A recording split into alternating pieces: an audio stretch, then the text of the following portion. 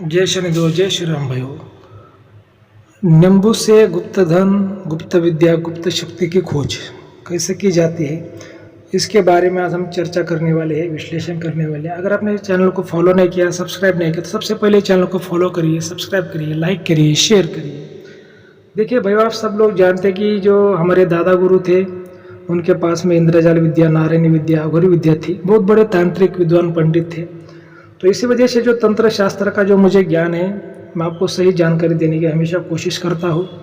तो आपको वीडियो को पूरा देखना है, ध्यान से आपको सुनना है, ठीक है। तो देखिए, बहुत से लोगों के मुझे सवाल आते हैं, गुरु जी हमारे घर में गुप्त विद्या, गुप्त शक्ति, गुप्त धन है, तो उसको नींबू से कैसे देखा जाता है, क्या ऐसा होता है क्या? तो देखिए, ये जो सनातन धर्म का जो एक हिस्सा है, तंत्र शास्त्र, जो तमोगुण से बना है, भगवान शिव से बना है, महाकाली से बना है, तो इसमें नींबू से भी गुप्त धन, गुप्त विद्या, गुप्त शक्ति की खोज बताई गई है। अभी गुप्त विद्या यानी क्या होता है कि भाई किसी ने तंत्र मंत्र, टोटका, जादू टोना करवाया, उसको गुप्त विद्या बोलते हैं। गुप्त शक्ति यानी कोई प्रेत आत्मा, भूत बाधा है, उसको गुप्त शक्ति बोलते हैं। और गुप्त धन यानी जमीन के अंदर की जो कुछ, जैसे कोई धन है, पानी है, जो भी हमें जो जमीन के अंदर की जो चीज़ें होती है, हमें दिखाई नहीं देती, कोई खजाना हो, उसको गुप्त धन कहते हैं।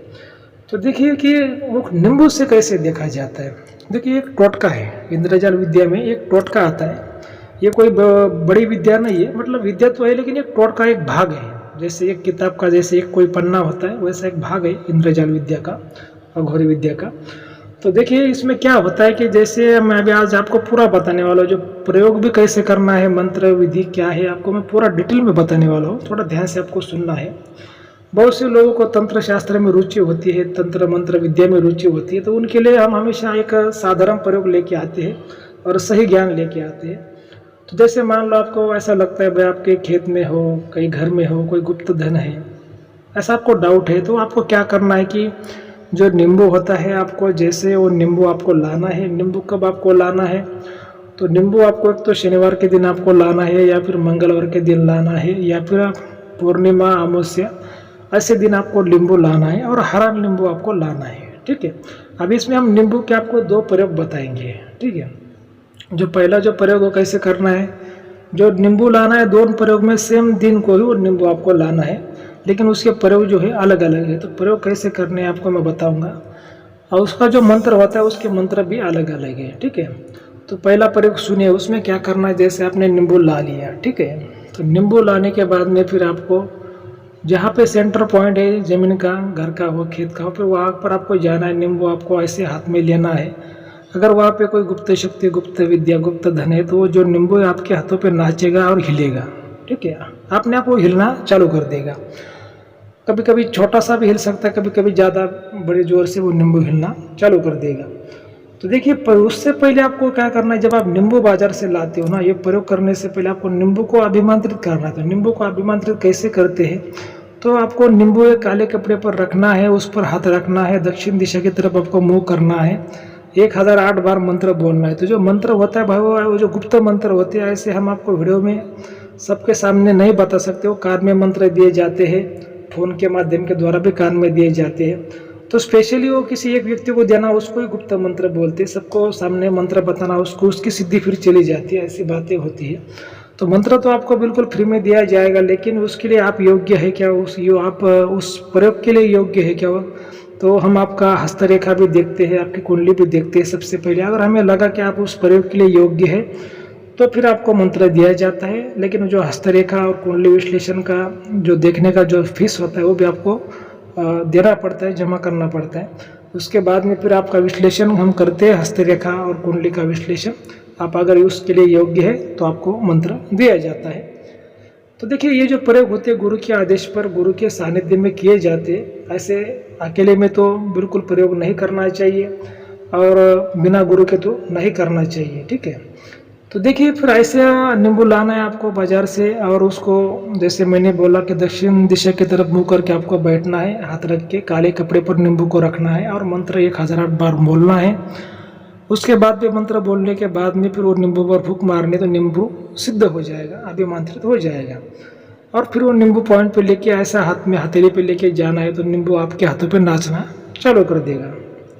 तो मतलब ये तो पहला प्रयोग हो गया। दूसरा प्रयोग में क्या करना है कि आपको सेम नींबू उसी दिन लाना है, अभिमंत्रित करना है, और जहाँ पे पॉइंट है वहाँ पे नींबू आपको गाड़ देना है, जमीन के अंदर आपको गाड़ देना है, लगभग आधा फुट आपको उसको गाड़ देना है।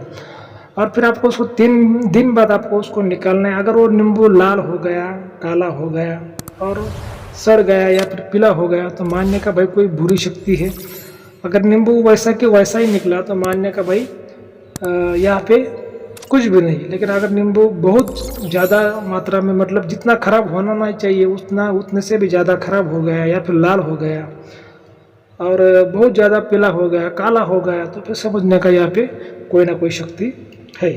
ये उसका दूसरा प्रयोग हो गया। तो देखिए ये जो ऐसे टोटके होते हैं, इंद्रजाल विद्या के टोटके होते हैं, गुप्तधन, गुप्त विद्या, गुप्त शक्ति जानने के और ऐसी बातें भाई। वो देखिए आज का जो ज़माना है, जो आज का जो कलयुग है, 2025 का ज़माना है, ये जो भले ही आज के ज़माने में किसी का विश्वास हो ना हो, लेकिन ये तंत्र शास्त्र जो है एक सनातन धर्म का ही हिस्सा है, तमोगुण से बना है, महादेव से और महाकाली से। तो देखिए ये जो बातें हैं, जो पहला ज़माना है वो भाई सच था। बोलते नहीं कि ओल्ड इज गोल्ड, मतलब है। लेकिन आज का जो ज़माना पढ़ा लिखा हो गया तो भले आप उसको ना मानते हो, लेकिन आपको इतना याद रखना है भाई, अगर राम है तो रावण है ही। जैसे आप भगवान को मानते हैं तो फिर शैतान भी है, आपको इतना याद रखना है। लेकिन जो तंत्र शास्त्र इतना बदनाम क्यों हुआ कि लोगों ने क्या कर दिया, उसको खुद के स्वार्थ के लिए उसका इस्तेमाल किया।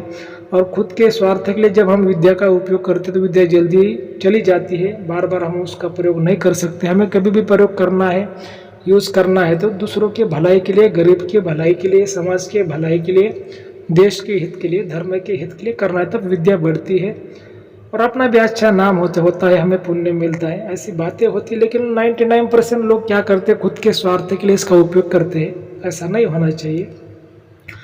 तो देखिए भाई, जो आज मैंने आपको जो प्रयोग बताया, जैसे नींबू से गुप्त धन, गुप्त विद्या, गुप्त शक्ति की खोज कैसे की जाती है, मैंने आपको 2 प्रयोग बताए। तो कोई भी आपको समस्या तो आप हमें व्हाट्सएप कर सकते हैं, कॉल कर सकते हैं। लेकिन जो व्यक्तिगत जानकारी की जो फीस होती है वो लागू रहती है। हमारे चैनल की जो कोई भी सुविधा फ्री में नहीं है, आपको इस बात का याद रखना है। और देखिए, जो हमेशा मैं आपको कहता हूँ कि गुरु के आदेश पर, गुरु के सानिध्य में, गुरु के आशीर्वाद से अगर कोई भी आप साधना करते हैं, सिद्धि करते हैं, कोई भी मंत्रों का जाप करते हैं, कोई भी प्रयोग करते हैं, तो सफल होने के चांसेस ज़्यादा रहते हैं। लेकिन अगर आप खुद करते हैं तो हम आपको ऐसा परमिशन तो नहीं देते। लेकिन अगर आप आपकी मर्जी से करना चाहते हैं तो फिर आपकी मर्जी। तो ठीक है, आज का वीडियो आपको कैसा लगा? अगर अच्छा लगा तो चैनल को सब्सक्राइब करिए, फॉलो करिए, शेयर करिए। जय शनि देव, जय श्री राम, धन्यवाद।